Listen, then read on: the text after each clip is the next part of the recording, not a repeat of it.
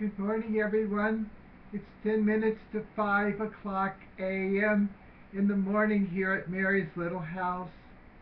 So grateful that you came to visit me and and and Peanut and our pets and here at Mary's little house so early in the morning by way of YouTube. You're very welcome. You're very gracious to view these videos. Thank you for your support, your prayers, your kind comments, your encouragement. I have a very important video to share with you regarding the priests who cannot return to active priestly ministry for whatever reason. I wrote a letter a few years ago to my brother priest. It'll be self-explanatory here, but I read the letter. And I know that there are priests who are in difficulty for one reason or another, and they cannot return to the active priesthood. I'm one of them.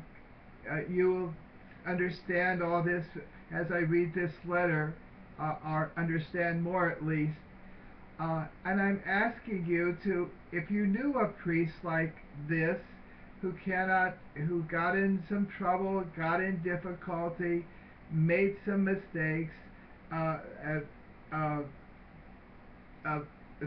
fulfilling their fallen human nature, that is out there without much support from anyone.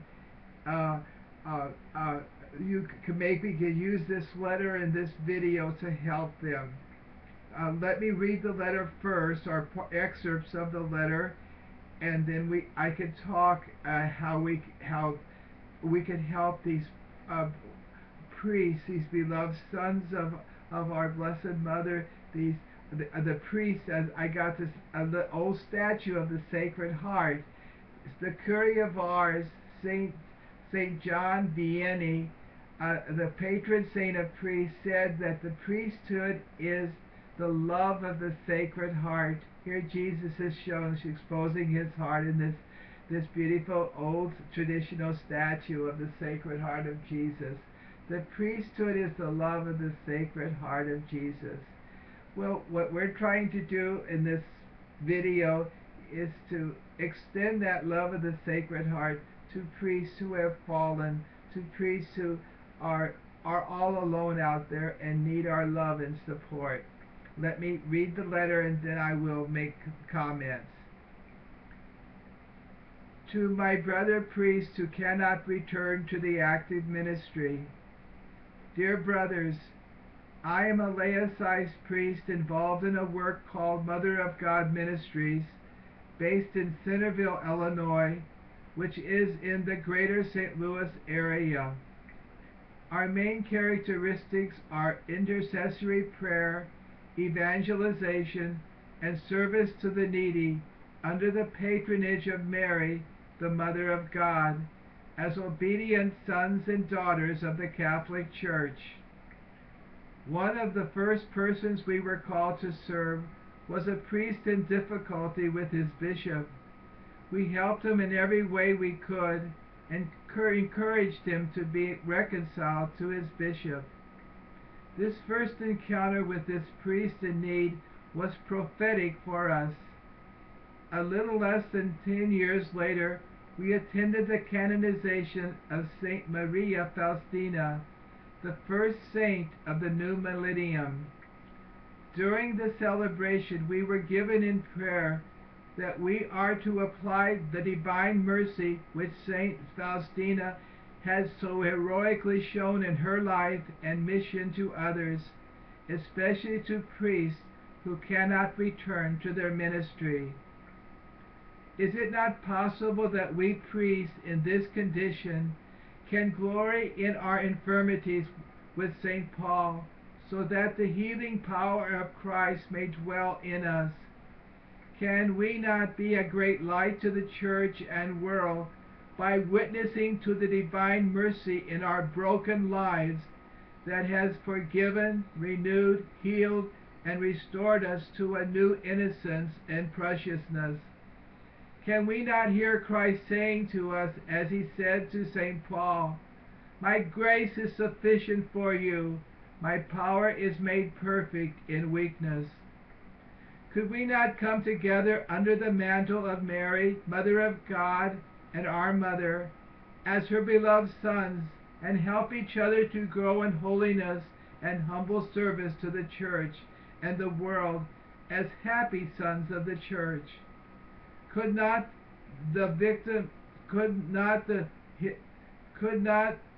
his victimhood in each celebration of the Mass and the Holy and I missed a line here. Could not the core of our lives be Christ in the Eucharist, which with special emphasis on sharing in his victimhood in each celebration of the Mass and the holy time spent with him in adoration?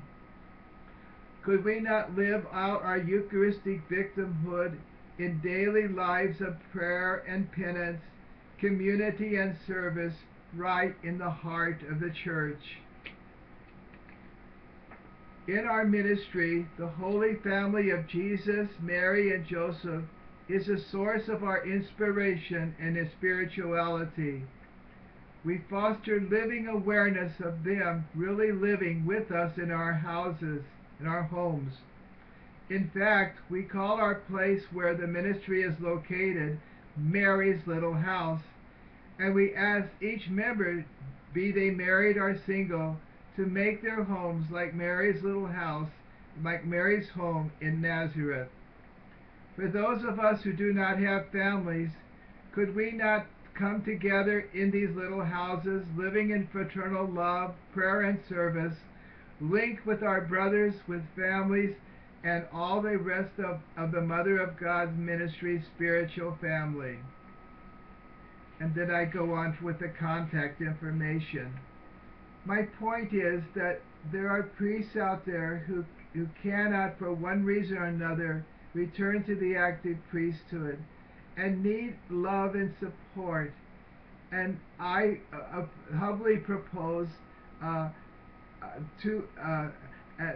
the Mother of God Ministries, founded by Cynthia Louise Marie Rellihan, she offered herself as a victim soul for the priest, for the holiness of priests, and extended herself and suffered and did penance and prayer for priests while she was alive.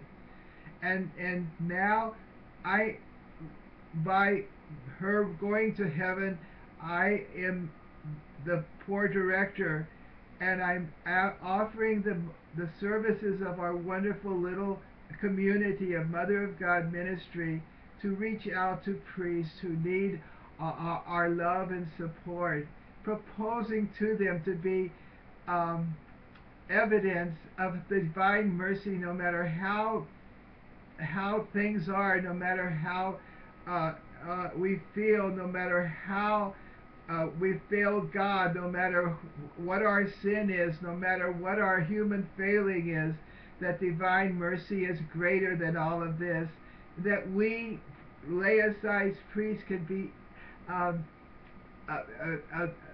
the witnesses to divine mercy by seeing that God has forgiven us, that divine mercy has taken us over and restored us and given us a new life, to spread his divine mercy by witnessing it in our own lives. God has forgiven us so much and been so good to us. He can do that for others too. And by living a life of prayer and penance, by living a life of fraternity and solidarity with one another, helping each other to grow in holiness and in the service of the Church, with the emphasis not now on offering the sacrifice, but being the sacrifice, being a victim. Jesus is priest and victim at every Eucharist.